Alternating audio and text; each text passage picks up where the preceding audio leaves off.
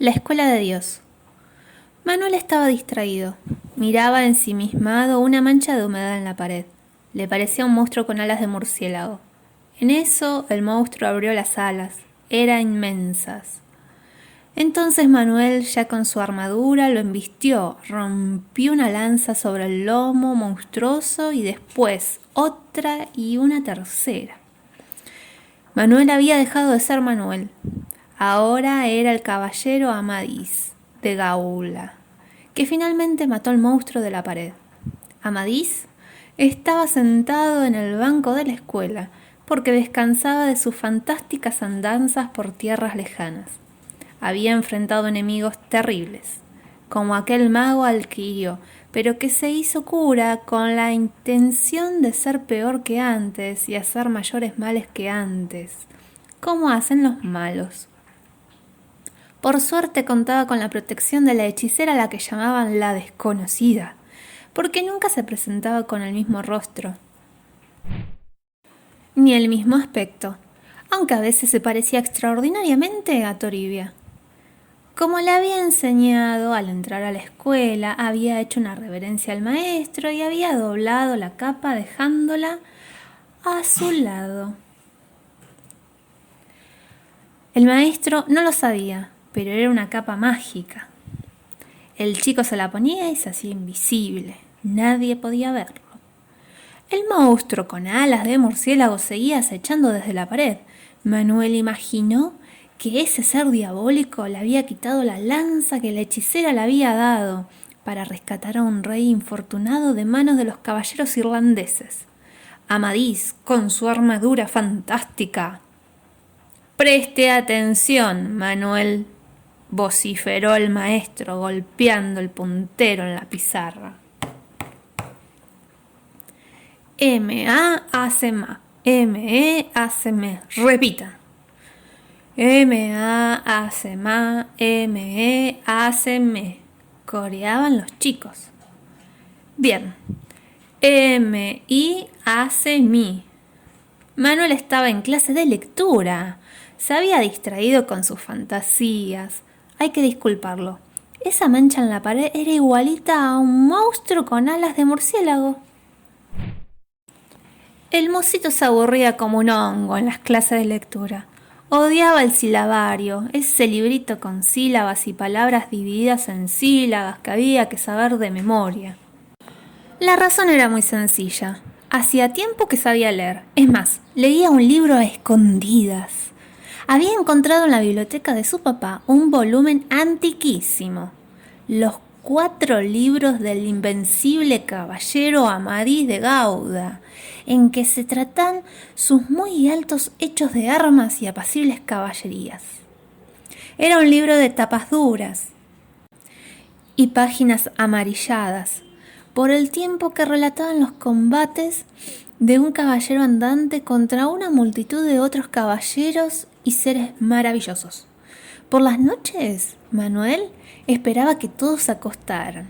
Iba en puntillas de pie a la biblioteca y se llevaba el libro. Se leía secretamente a la luz de una vela cubriéndose con la manta.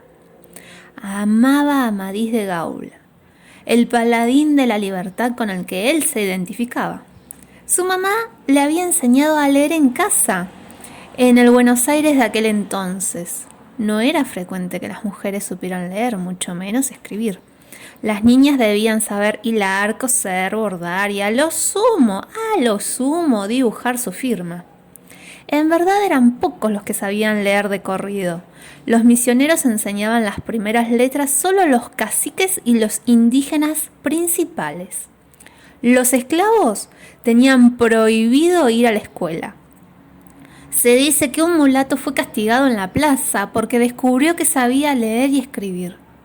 Cuando cumplió los 7 años, Manuel fue a la escuela de Dios, que funcionaba en el convento de Santo Domingo, a media cuadra de su casa. Otros chicos iban a la escuela del rey, que eran gratuitas. M-A hace ma, M-E hace me, M-I hace mi, M-O hace mo. Había que decirlo a viva voz y repetirlo a coro una y otra vez. Era como una canción una canción aburridora. Después de haber memorizado el silabario, el maestro inició sus lecciones de cómo deletrear. Santísimo Sacramento. Leía puntero en mano. Santísimo Sacramento. Santísimo Sacramento. A ver, niños. Santísimo Sacramento. Recitaban los chicos. Una vez que los alumnos aprendieron a deletrear, empezaron a leer un libro llamado El Catón Cristiano, que incluía normas de conducta para los niños. Leía el maestro. En presencia de otro no saque cera de los oídos, ni escarbe las narices, ni haga ruido al sonarse, ni después de sonarse mire el panuelo. Los chicos repetían en voz alta. En presencia de otro no saque cera de los oídos. Esa mañana del 3 de junio, las campanas tañían por la festividad del Corazón de Jesús. Era el cumpleaños de Manuel José Joaquín del Corazón de Jesús, que cumplía 8 años. En esa época se nombraba a los recién nacidos de acuerdo con el santo del día en que habían nacido.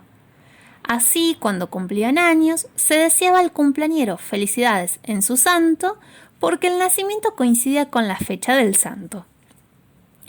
Manuel se preparaba para ir a la escuela de Dios.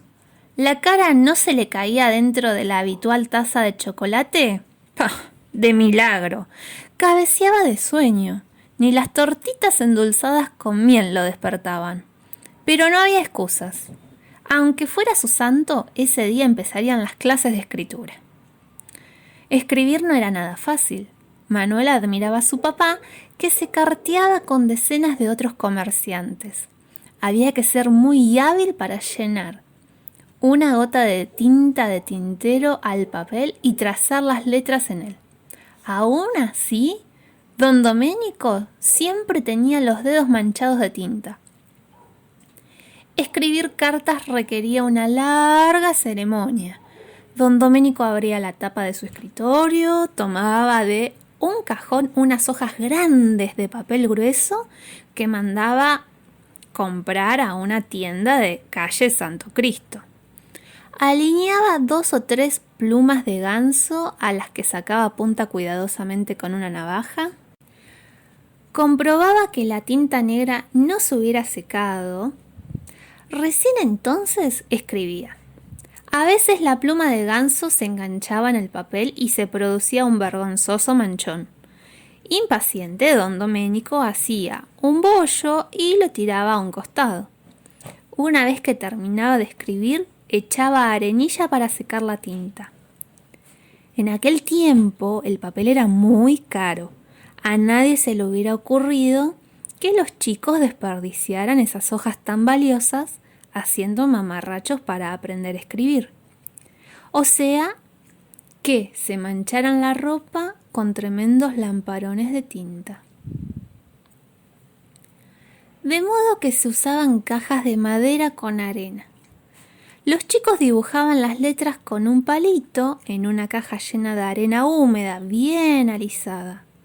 Para borrarlas no había más que pasar una tablita para que la superficie quedara lisa otra vez. Pero antes de las letras había que dibujar palotes derechitos. 10, 20, 100 palotes derechos. Después, palotes inclinados. 10, 20, 100 palotes inclinados. Luego, AES. 100 de AES. Más tarde todas las vocales. A, E, I, O, U. Y así. Hay que decirlo. En el Buenos Aires antiguo aprender a leer y escribir era tedioso. Era aburrido. Era soporífero.